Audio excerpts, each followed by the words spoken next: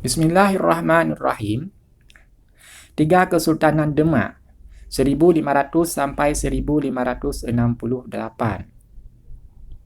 Jadi yang ketiga kesultanan atau kerajaan Islam di Nusantara tempo dulu adalah Kerajaan Demak. Kerajaan ini berdiri tahun 1500 dan berakhir 1568. Tahun 1568 kerajaan ini berakhir. Lokasi dan sumber sejarah Kerajaan Demak. Kesultanan Demak tahun 1500 sampai 1568 berlokasi di Demak, Jawa Tengah. Demak adalah nama suatu kota, nama suatu tempat di Jawa Tengah. Adalah kesultanan Islam pertama dan terbesar di pantai utara Jawa. Sebelum menjadi kesultanan, Demak merupakan kadipaten dari Kerajaan Majapahit dengan Raden Patah sebagai adipatinya sejak tahun 1478. Sebelum menjadi kerajaan, menjadi kesultanan, Demak adalah sebuah kadipaten dari Kerajaan Majapahit. Kerajaan Demak dulu berada di bawah Kerajaan Majapahit. Raden Patah adalah adipatinya sejak tahun 1478.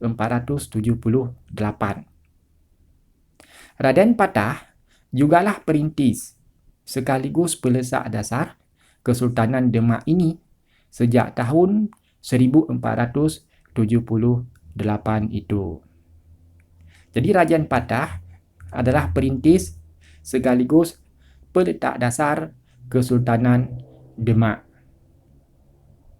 Kesultanan ini merupakan pelopor penyebaran agama Islam di Jawa dan Nusantara umumnya.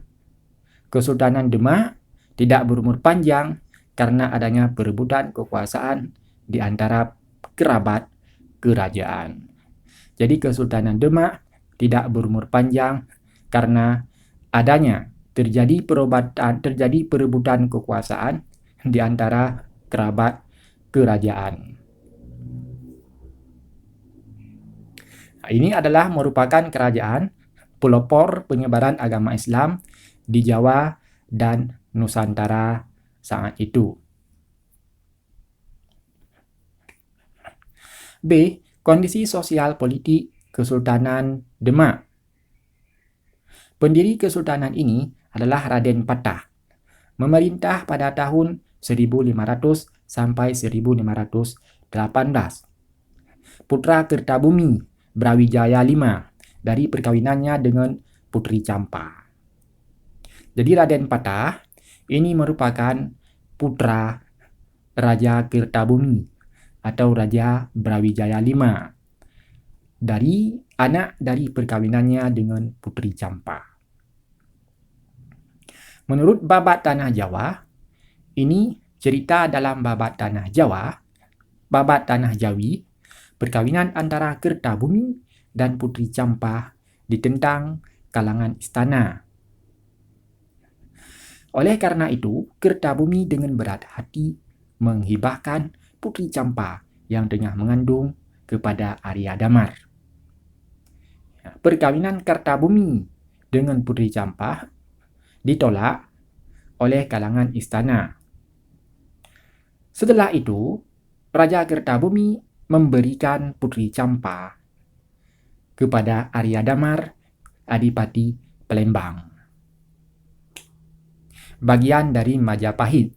Saat itu Palembang juga sebuah kadipaten berada di bawah Majapahit. Putri Campa, sang Putri Campa melahirkan anak laki-laki yang diberi nama Raden Patah. Jadi kemudian sang Putri Campa itu melahirkan seorang anak laki-laki yang diberi nama Raden Patah.